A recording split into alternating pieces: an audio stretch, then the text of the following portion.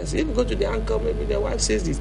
But we have instances where some brothers have taken responsibility, not necessarily marrying this thing, but they are taking care of the family. And we at the Global Family Care think that we have to reform and do some sort of training and empower these families so that they'll be able to take ownership of their communities. And when we do that, meeting them at their community level, clans, funerals, we should be able to be identified as Ghanaians, as families. Something makes us Ghanaians. And so whatever we copy, if we are not able to find out clearly what identifies us and make us what we are, we will be missing in the link. Okay, interestingly, I wanted to also find out, because just trying to find out some of the reasons why we're maybe at the point where we're at, and some people are trying to move so far away from the extended families. There's this issue of often you hear, especially in our society, of this person's a witch, that person's a witch. What about the issues of things like witchcraft and how it's actually aided into the, us moving away toward... Amma, if you permit me, I will have to come there, but I want to introduce some subjects in terms of this one. You spoke about the chieftaincy institution and the fact that at that hierarchy, everywhere in Ghana there's a chief. Everywhere. Any hamlet has a chief. So the chieftaincy has a role to play. And you spoke about the succession systems, which is being disturbed. Others who don't belong there are coming because we have opened the gates too wide by our own inactivity at the family level. So the ministry is doing what is called codification of the lines of succession, some of which shouldn't have been a problem at all. But then coming down, if you go to almost every town, there's a festival. Beyond the recognition of the festival, the purpose, every festival has a component of family get together, think of themselves and address all these concerns. Now, if you don't go there for family discussion, obviously issues will come up because we don't know what you are up to, and issues will come. Now, there's another element we're not speaking about, and people call it the institutionalization of childhood. All of a sudden, all over the place, people are opening orphanages. Why? The family system in Ghana is capable of taking care of our distressed brothers and sons and daughters. So we thought that should be a very small, minute of abandonment and things like that. But even then, when you're able to locate the family, the child should go back. But we seem to think that, then let's open orphanages. So all over the place. When you do that, you are breaking down the system. You are taking off the responsibility from the family system to another facility. So as a result, we are continuously, now people are talking about getting old people's home. Why would you want to do that? Why would you leave your mother to go and live in old people's home?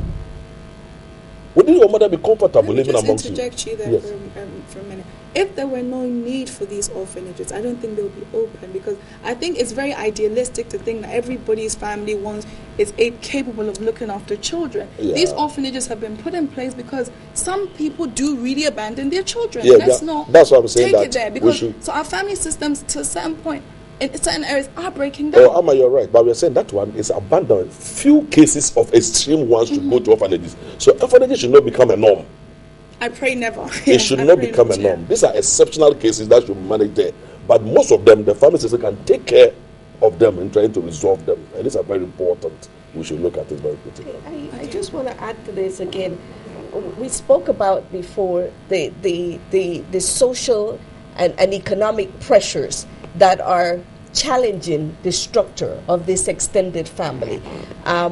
Again, if these institutions are coming about, to fill a need, a gap somewhere. Something is going wrong. And so we need to find a healthy balance somewhere between these two, because we cannot say we can't have them when then our children will be not tended for and not cared for. So somewhere along the road we have to find a healthy balance between the two, because the fact of the matter is, if we're looking at the nation that we want to develop, if we want to see progress, if we want to see young children become healthy and productive young citizens, if we want to see young citizens become healthy and productive adults, we have to go back to the basic of having a family that will nurture that. Okay, there's a question I asked and nobody's answered it, and I want to answer. I'll come to you, please. Yes. A lot of times our family, everybody has a family witch, or the witches are attacking. I want to think, just putting that into perspective, how much we think that has also aided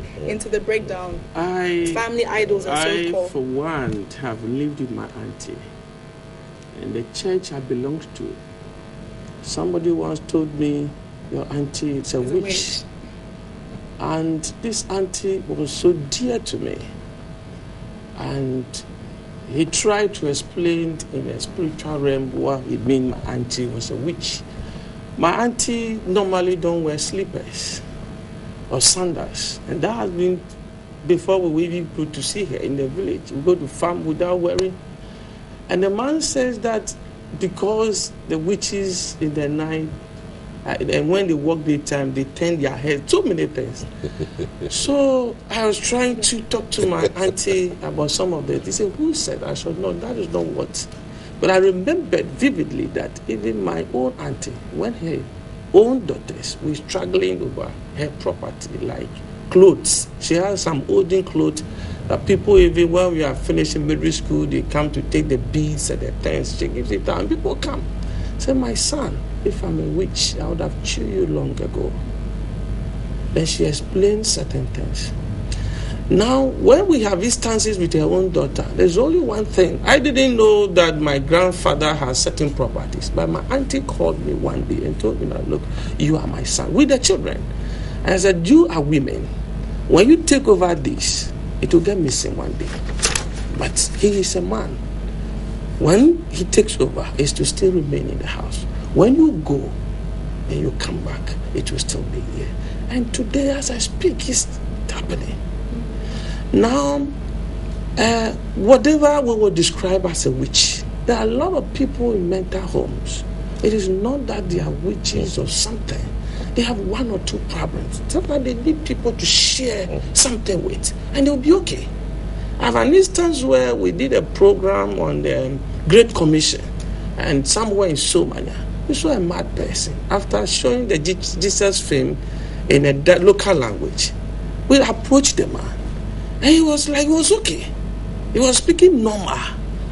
Now the following day, we followed up. We don't live there. We asked that they should shave his hair. They did, and we chat. But unfortunately for us, we didn't follow up. Because we're a program for a short term. People have problems and they behave in certain ways, not because we don't say witchcraft or whatever doesn't exist. But if there are powers somewhere, you should also believe in something. There is the overall, the creator. But what we want to say is that sometimes, even men, we also have problems when we get to certain stages in life. And women also have similar things. But let us not attribute everything to witchcraft. When we do that, we abandon the very people who will give us certain training or experience, which are our aged, the senior citizens in the society. What they have acquired, no university in the world can give it to you. So when we create these things, we will not learn anything. And our culture will be gone. So we need to, whatever people tell us or we see, let us get closer. In fact, if you love somebody who is even a witch, I don't think that whatever the person wants to do, but what you also believe in, the person can succeed in doing it. Okay. Out of time on this, Dini, I'm going to give you the last word. In your opinion, how has yesterday is International Day of the Family. How was it generally for you in terms of in Ghana? You feel like there was enough sensitization about it? I think we're coming about. I think there's still more that we can do to bring the message out, to seek this day as an opportunity to have these sort of open forums, open dialogues, to remind people of the essence and the importance of the family structure. Global Family Care joined forces with UNFP and the UN in general, and we had a first of our events yesterday, and it was basically an open dialogue with stakeholders. We had a room full of different stakeholders, from young people to chiefs to students to the media, really to have a dialogue of the importance of family and what mechanisms, what do we need to do in Ghana to safeguard this extended family structure that so much have contributed to the development of this nation. So I think it's a first step. And I have no doubt that we will continue to build on that. Brilliant. Thank you very much. And thank you for coming in to talk to us about this. I want to thank, first and foremost, the Deputy Minister of Chieftaincy and Traditional Affairs, John Alexander Akon.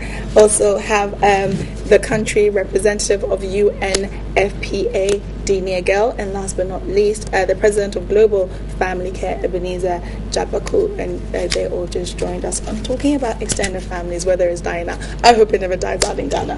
Even with all the issues, I think is what makes us so uniquely Ghanaian. Okay, we've got more coming up right here on New Day. Make sure you don't go anywhere.